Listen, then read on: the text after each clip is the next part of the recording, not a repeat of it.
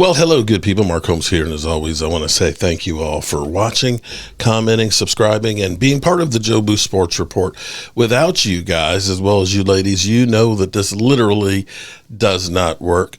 Hope everybody's having a great Wednesday, hump day. Hope you're getting over the hump. And, you know, I'm wearing one of these great shirts that my wife made, and it says Cowboys for life.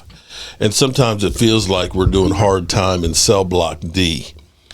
And, you know, it's kind of, we've gotten to the point where Jerry Jones is now a liability as far as the Dallas Cowboys go.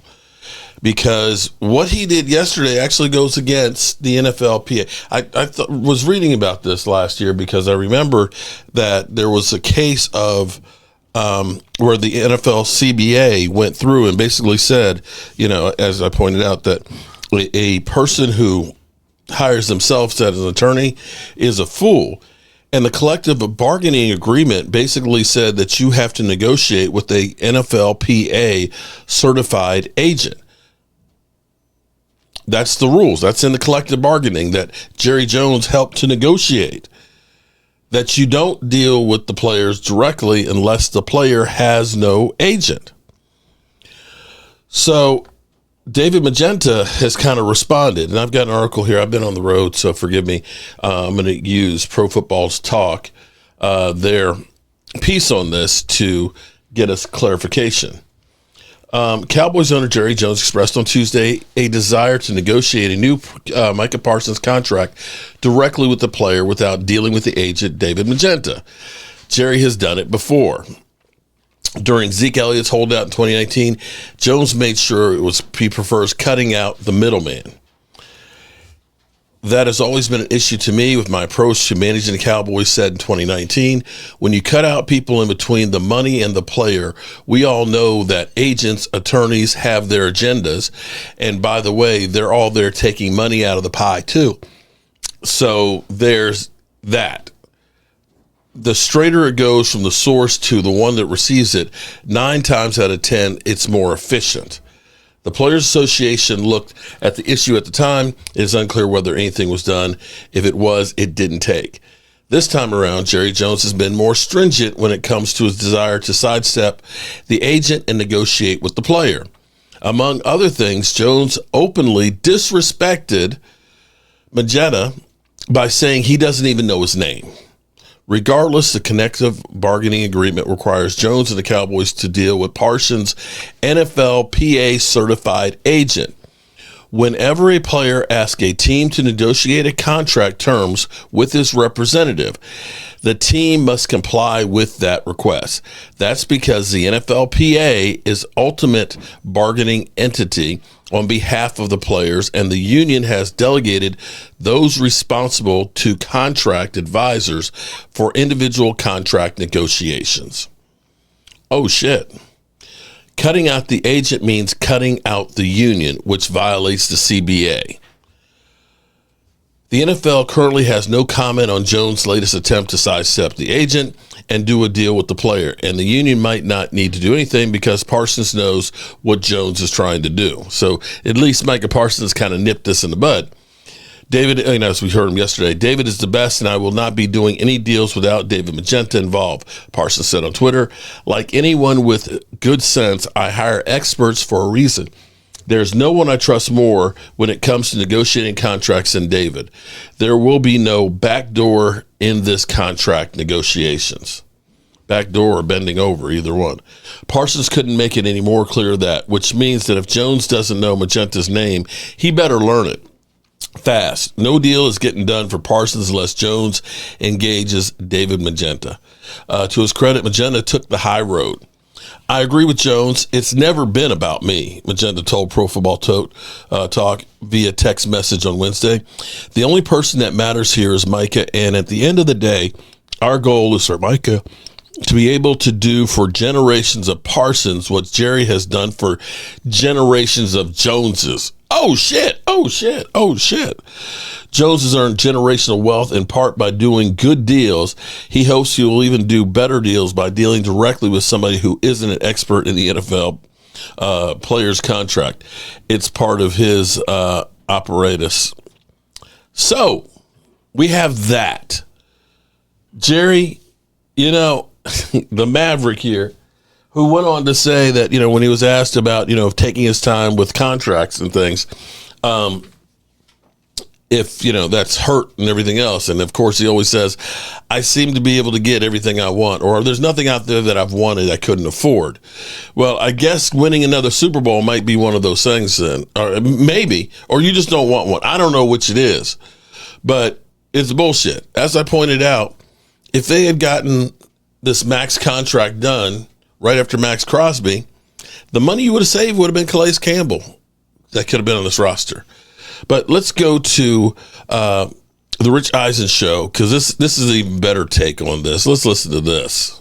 Speak at the annual meeting. And listen, the annual meeting, the owners' meetings, as it's often called, is a big tentpole event, not for fans, but on the NFL calendar for the media. It's before the draft. It's after free agency. It's when you hear from coaches and owners and GMs for the first and sometimes the only time about major offseason moves.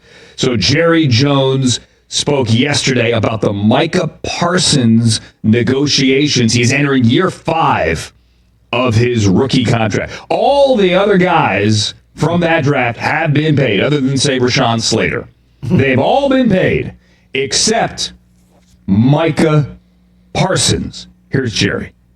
I don't view it as urgent at all. And, some say, well, using the basis that the earlier you get something done, the cheaper. Well, the earlier you get something done, a lot of times the more mistakes you make. And you might want to see a few more cards played, not just with that particular negotiation, but with the whole team. And so I know I'm kind of being a little defensive here, but the idea that the only success is getting a contract done at an early time is incorrect. And I'd rather pay more and get it right than I had pay less and screw it up. That last sentence is the most important sentence. Yeah. Because Jerry Jones is going to pay more. If he paid Micah Parsons last year, he could have gotten away with 35. Let's say Justin Jefferson did the deal. He did 35. Justin Jefferson set the bar for non-quarterbacks. Micah Parsons could have done that deal right then and there for 35 and an extra $1, $35 million and an extra $1, and the deal would have been done. Over. So by waiting a year, it cost Jerry an annual, an APY, of an extra $5 million. At least. Because we just had the 2 deals done. Myles Garrett and Jamar Chase, they begin with a 4. Now Micah Parsons will have to get a contract that begins with a 4. So it will cost Jerry Jones more money. But he says he'd rather pay more money than basically make a mistake. And people push back. Wait a minute. Isn't paying more money? Parsons, why are you in any way making a mistake? Because, of course, you never make any. Well, I'll tell you. There is a conversation about Micah Parsons. Do you really want to lock him up? Do you really want to pay him? Do you really want to give him a second contract? Now, listen, you look at the tape. The tape's the tape. Yes, you give him a second contract. Yeah. He is as disruptive a player on the defensive side of the ball as there is in the league. It's a very short list, obviously. With Micah Parsons and Myles Garrett and T.J. Watt, it's a short list, right? You pay him. He's the guy. Yep. Not always the easiest guy to work with. Yeah. I'm not saying anything you don't know, right? I mean, sparring on X and social media with media and other players and management and the pod. I get it. I'm all for player platforms and speaking your mind. I'm all for it. It gives us content, and I think they deserve that platform. I have nothing against it. But when you're running a building, it's not always the easiest to handle. He's not always the easiest to handle. That's not a secret. It's not a secret, but there's only one person in that building that matters, and that is Jerry Jones. It's his team. He's in charge. If he wants to sign him, he can sign him. So I guess I would have to ask, has he had trepidation?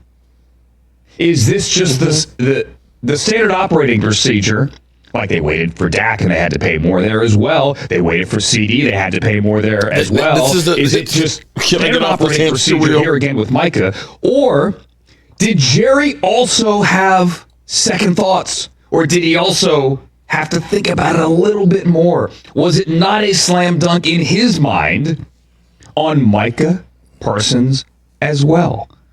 I think that's a fair question to ask. But he is going to pay more.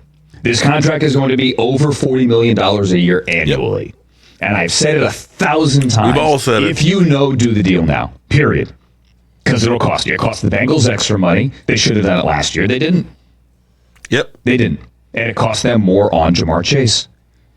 If you know this guy's the quarterback, pay him. Pay him. Same goes for Micah. The other guys in that draft, Joe Burrow. He's well into his new deal. Tua. Got his deal last year. Justin Herbert, well into his deal. Derek Brown, well into the deal. Who else? Tristan Wirfs been paid. Jerry Jeudy, new team, but he's been paid. CeeDee Lamb, he's been paid. Justin Jefferson, he's been paid. Brandon Ayuk got paid. Jordan Love got paid. Patrick Queen got paid. These guys got paid. Everybody got paid. T. Higgins has gotten paid. Xavier McKinney had to switch teams, but he got paid. Jonathan Taylor got paid. Trayvon Diggs got paid. Jalen Hurts got paid. They're all the same draft. Micah Parsons hasn't been paid. And we've pointed out, we've talked about all this. We've literally gone through the list. And you can look and say, Micah Parsons in his draft class was the best one. The best one. Everybody else has gotten another contract, and yet here we are. Now, per jury Epstein, this was actually yesterday, multiple sources confirmed to me that Micah Parsons asked Stephen and Jerry Jones to call his agent, David Magenta, to negotiate. Sources confirmed also that the Joneses have not made that call. Magenta has talked with Cowboys director of salary cap, Adam Persefa, which I believe that's the guy who was originally hired from Marketplace Grill, where he was a trainer for servers and was hired by the Dallas Cowboys and basically interned with them and worked his way up the ranks of learning how to do contracts, and salary cap from the genius that is Stephen Jones. Yeah, this is definitely not a good thing. Not a good thing. Already, good people. All right, good people. We'll keep listening to and bringing this to you guys. And as always, I want to say thank you all for watching and being part of the Joe Boo Sports Report.